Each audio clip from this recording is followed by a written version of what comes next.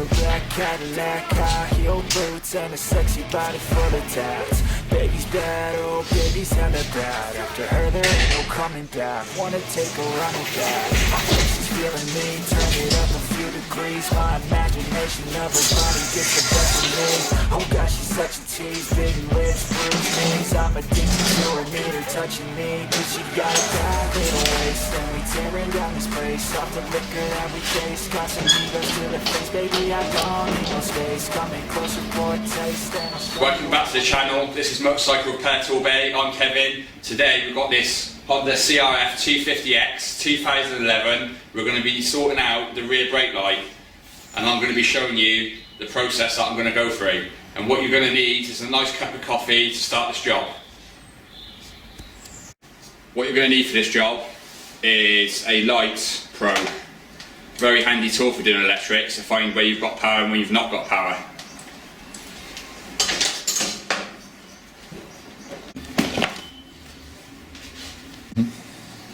Right, so we're going to remove the headlight to get to the wiring to test to see if we've got power going to the front brake switch and power out of it.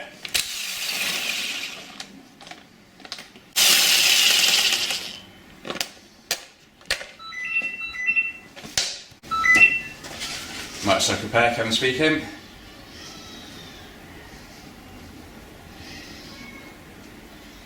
Oh, okay, you must have spoke to Ash about a Honda S-Ring, Ash? Yeah. Alright.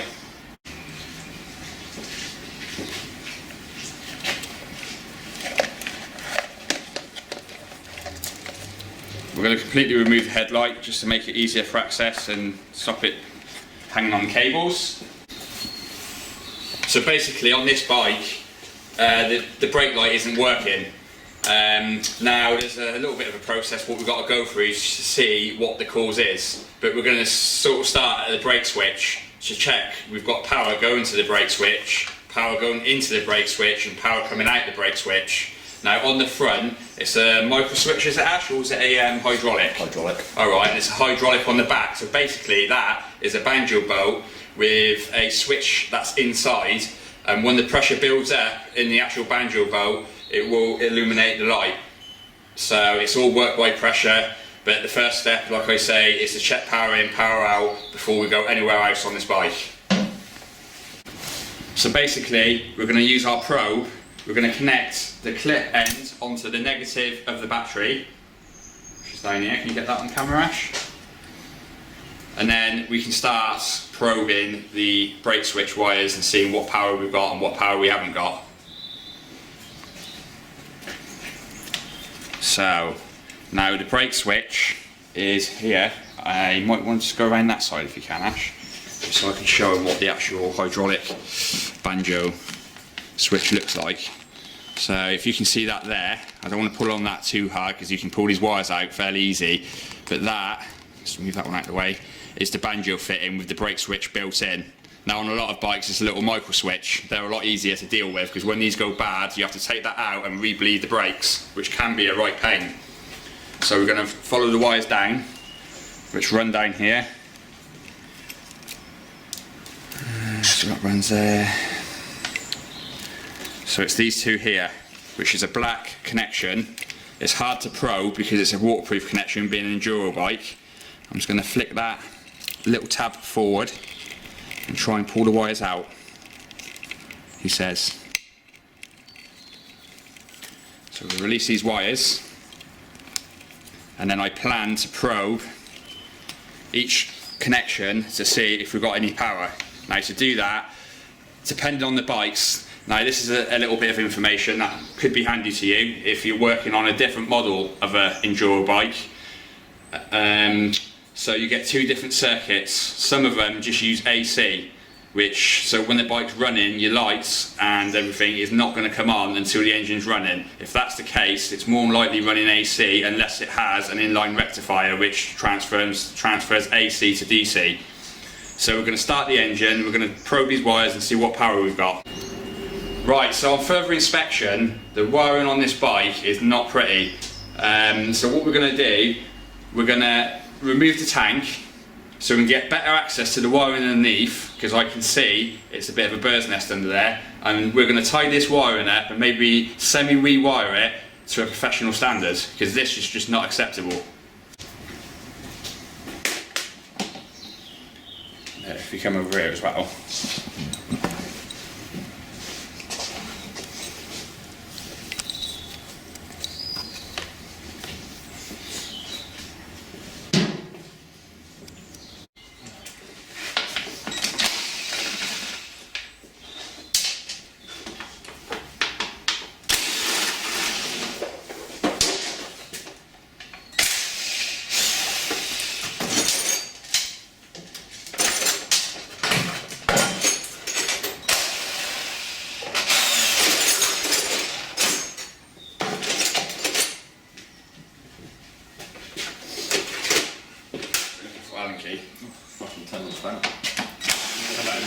There's something there that might even be at there, yours.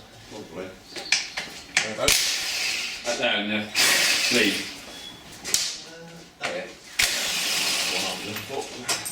Typical, it's all mix match nuts and bolts and screws and all sorts of things.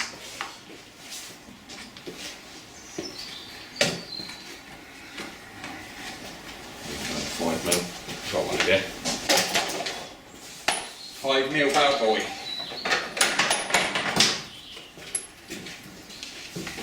Oh, I did have one. I've got one.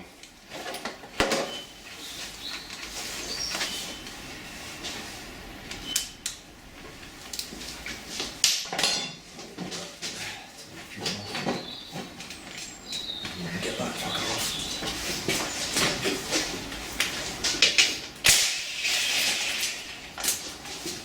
Now it's a good idea to remove the fuel tap and leave it attached to the tank, otherwise you take the tank off to stop any fuel from coming out.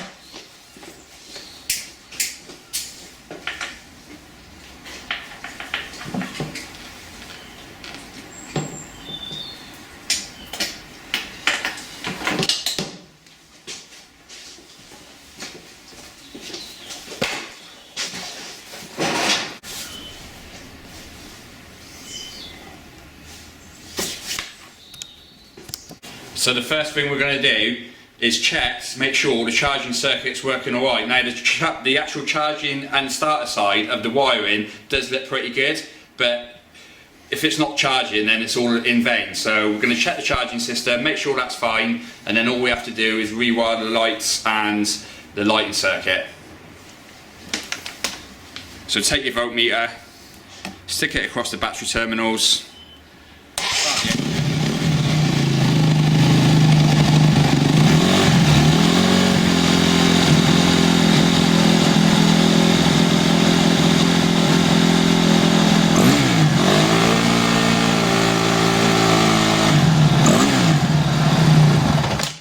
As you can see, that isn't charging very well, so we're actually going to be in for a bit more work on this bike. I think our next stage now we're going to have to check to see whether there's much power coming out of the stator. Any good? Yeah, so. Right.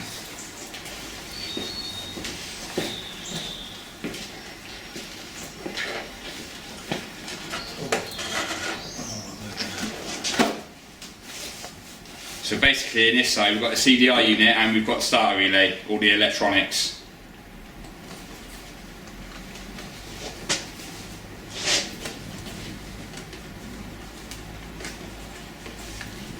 So what colour? Them two will just be the two. Just not sure on the frame. Right, so what we just do then? What kind of wires have we got here? We can determine now which wire is coming from the stator, if any of them. I think it could be the red and white. Is there a red and white on them? Yes. Yeah. So basically now, if we take the voltmeter, we'll be on with that bit, which is here. Stick it on continuity. And we'll do a continuity check between the red on the relay and the red on the rectifier.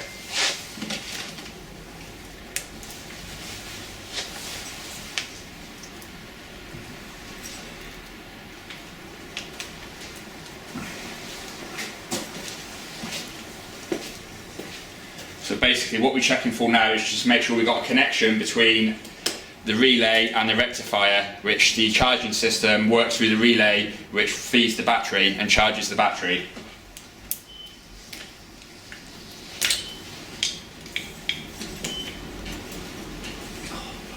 Is it being a bit of a bugger?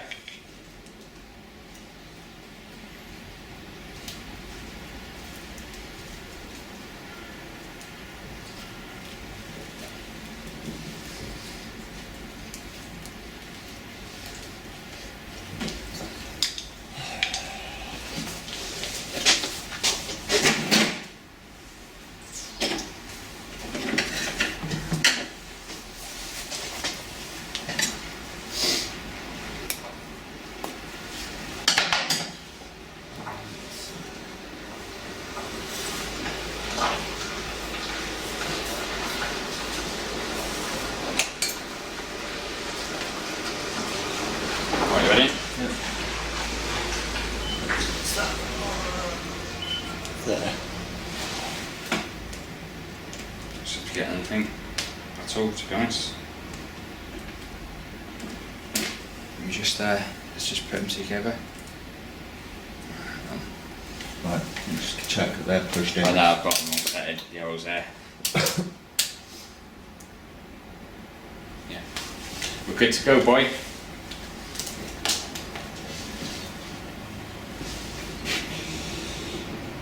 Yep. Right, so we have continuity between each end of the connection, so we know the wire is good all the way through. So what we're going to do, we'll reconnect that now, and then we'll check for charging power at this wire here, which is the red and white.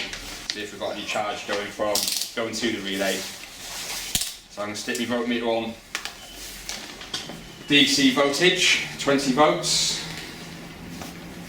Now we're going to be looking for about 13-14 volts from this charging circuit. Anything less and it's not working properly.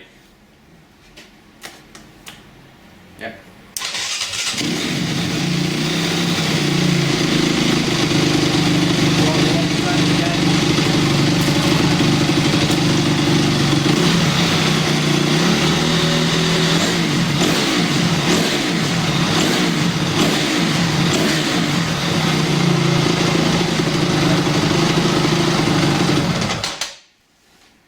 So we're getting very little charge.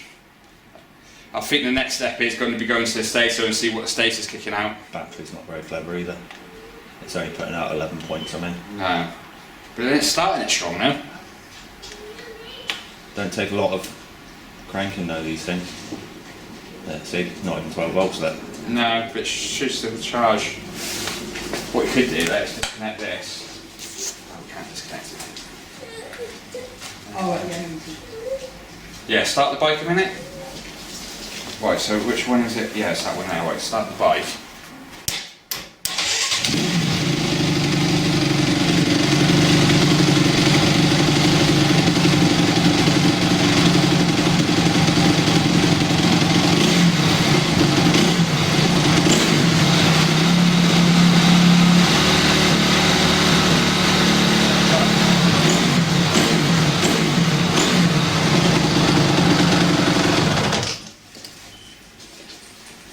So it's basically, we've determined that the rectifier is only kicking out 7 volts when it's actually disconnected, so it's not even connected to the battery. It should be kicking out at least 13 volts. So if we find the Stator connection block, so it doesn't even feel like it's getting warm either, to be honest. The rectifier. Just watch your hands on that exhaust. I've nearly burnt myself. So actually Stator wires will be here, won't they? Look. I'm wiggling it now. That one. There. Let's have a look, move your hand.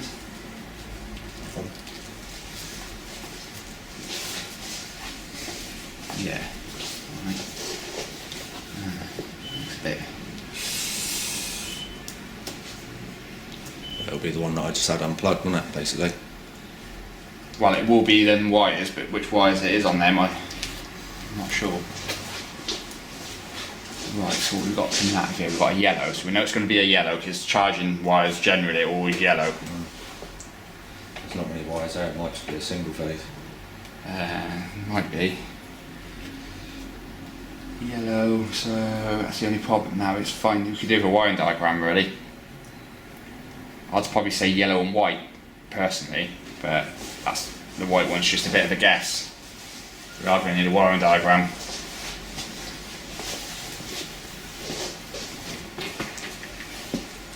So we're going to get a wiring diagram just to confirm what colour wires is for the stator. I'm pretty sure it's yellow and white, but you don't want to go probing anything that you're not sure of, as you could cause further damage to the electrical system.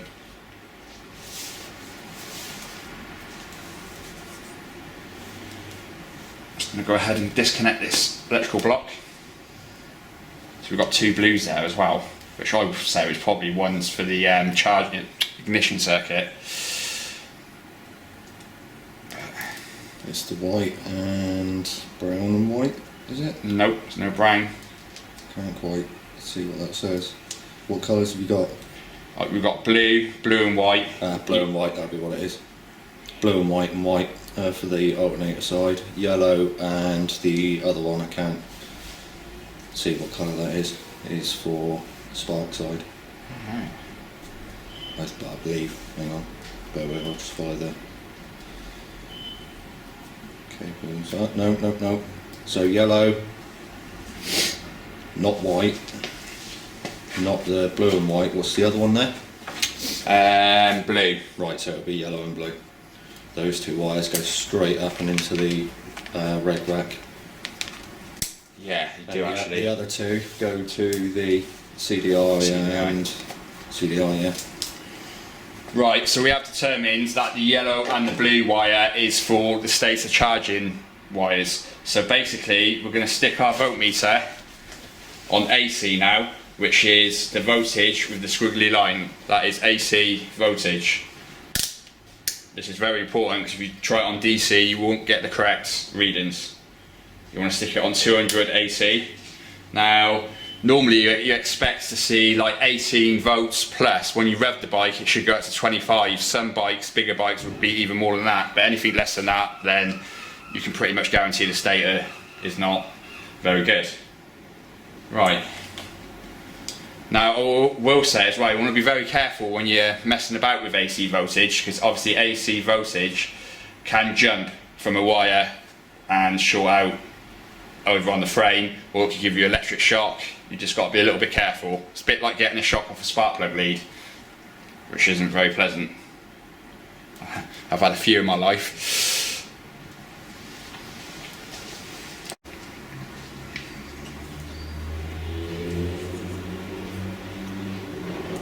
Yeah.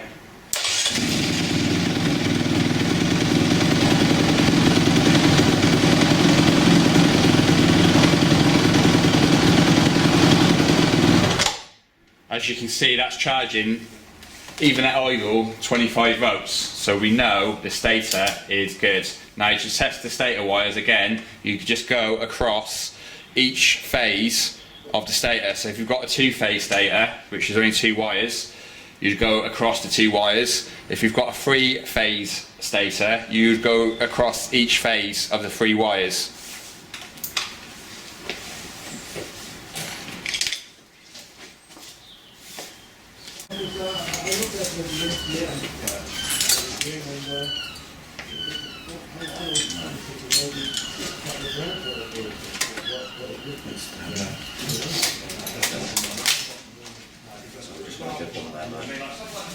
Alive from here.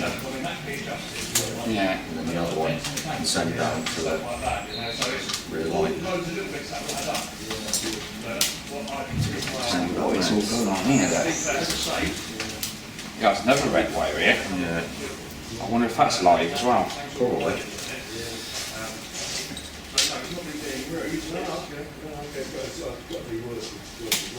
Yeah, I bet you that's what's been fucking blowing status. Yeah. Not status, Let's get a video of that. So basically, now the customer did actually say that the rectifier's blown on him before. This is why he sort of stopped where he did and brought it to us. Now, pulling these wires out, we have found the chafing on one of the power wires has chafed through and shorted out on the frame.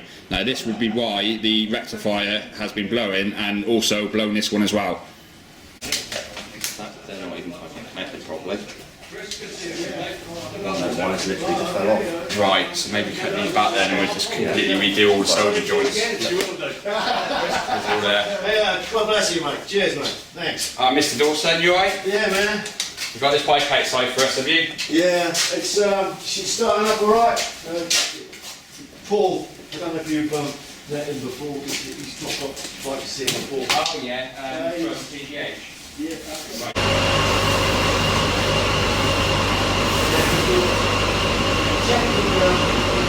Right.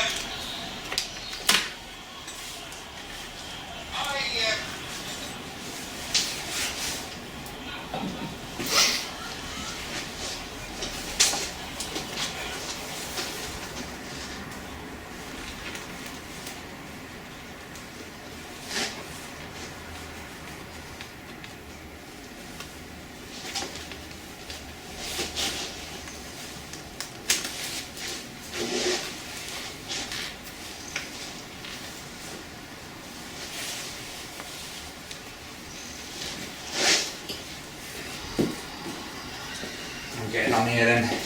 Too bad. It's hard to fucking fully wrap the wire anyway without taking the loom out. Which in itself would be a fucking pain in the arse. So it's like up here, I had to use heat shrink instead of tactics. There's just no way of getting the tape all the way around it. Fair enough. Yeah, I just have to do the odd strip to hold it to the main harness and basically. It's got to be better than it was at the end of the day. As you can see, this job's pretty much complete. Looking a lot better than what it was.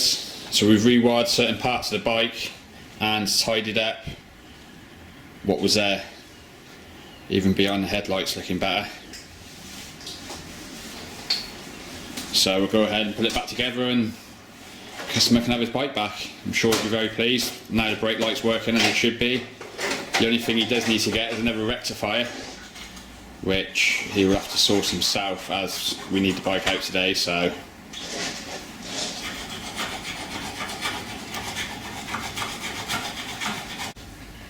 that's another job complete. Just goes to show really that a simple job can turn into a big job. It's always best to do things properly. Us personally here, we like to put things back together better than they come apart. Then you know the job is a good one. Don't forget to like, share and subscribe, and we'll see you next time in the next episode.